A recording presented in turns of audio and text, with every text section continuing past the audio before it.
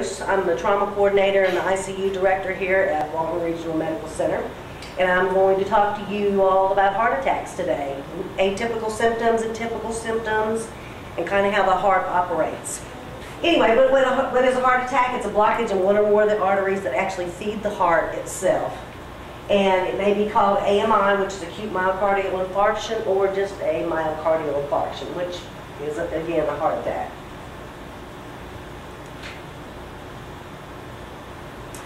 I put this picture up here because I wanted you to see exactly what the inside of the heart kind of looks like. There are 4 chambers in the heart. You've got 2 atria. This is your right atria. This is your left atria. This down here is your right ventricle, and this is your left ventricle. And I'll tell you about what all these little squiggly lines are in just a minute. What happens is blood returns from the body, like through this vein. This is the vena cava. It's a big vein.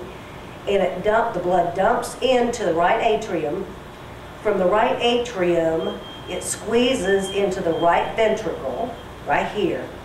Now, from the ventricle, right ventricle, the blood then goes to the lungs to get oxygenated. So it actually goes through this pulmonary vein, and it goes to the lungs, gets oxygenated, comes back to the heart after it has oxygen into the left atrium, comes down into the left ventricle, and then it is pumped out into the body through the aorta. But that's how the blood actually flows through the heart.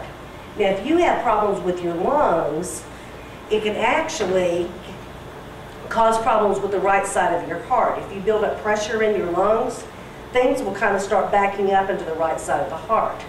The same way with the left side of the heart, if something goes on in your body itself, it can actually build up pressure, like high blood pressure, that can actually back up to the left side of the heart. All these little things that are right here is the electrical current of the heart. So what happens is there's like an electrical current, and right after the electrical current, there's the mechanical contraction, and that's what makes the heart squeeze.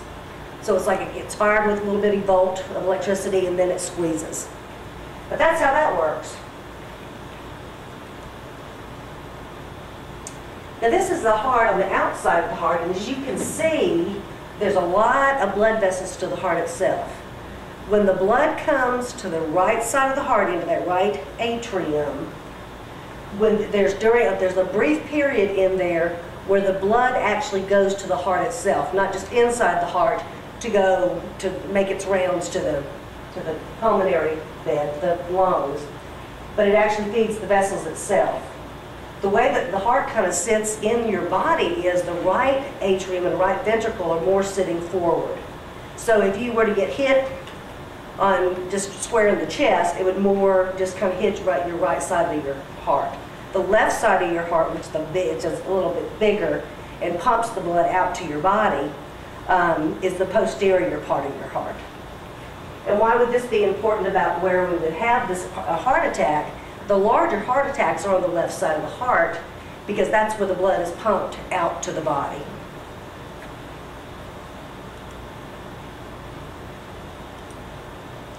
Now, typical symptoms be like mid-sternal crushing chest pain, an elephant sitting on your chest. This is all this textbook stuff.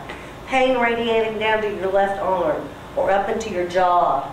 Any shortness of breath. Can you think of any things that you might have heard? What are typical people having a heart attack symptoms?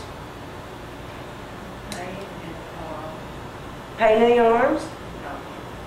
Nausea, yes. And you know, that right there would tell us sometimes where the heart attack is in the heart, depending on what symptoms the patient is having. If they're cold and diaphoretic versus and their heart rate is very slow, or versus it being very fast, it can kind of tell us where the heart attack is.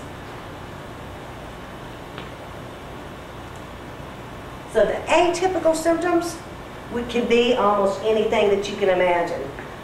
It could be a vague chest discomfort. It could be maybe just a little bit of shortness of breath. But the key is that you're having a feeling like you've never had before, and it's uncomfortable. And it doesn't have to be a pain. It doesn't have to be really a discomfort. It's just something different. Now, I will tell you that this is my 2-year anniversary of me having a heart attack. I was here at work. I'm 53 years old.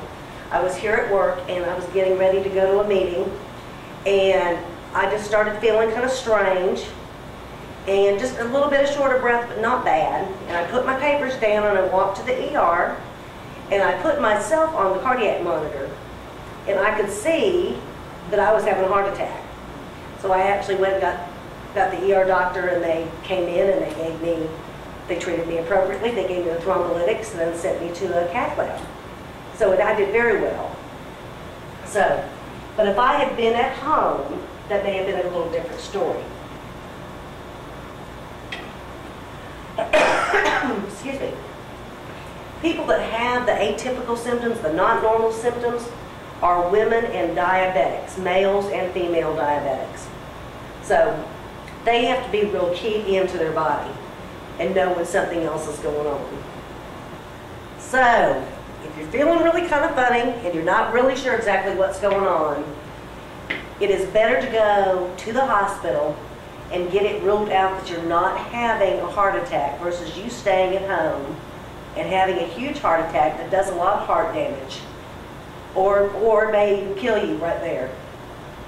So you want to call 911. Do not drive yourself. This is how some people get into horrendous car crashes, because they'll have a heart attack or be having chest pain, driving themselves to the hospital, and they end up hurting somebody else in the meanwhile. So you do not drive yourself. Let somebody else drive you. And it is much better to get there safely and feel foolish for taking an ambulance than again, staying at home and getting heart damage from this. Go ahead and take an aspirin before EMS gets there. Are you CPR certified? Are you all? Years ago it was. I guess it's still in, but I haven't. It is a great thing to learn, and it's not hard. We're actually not doing breaths as much anymore. That's not the emphasis on breathing for the patient, because I think that's why a lot of bystanders didn't want to do CPR on people, because they didn't want to put their mouth on the other person, because they didn't know that other person. So, but the big thing now is more like compressions, getting help and doing compressions. If you have any questions about your health or well-being or a family member's well-being, please call your primary care physician, and they can recommend you to a cardiologist if you need one. Thank you very much.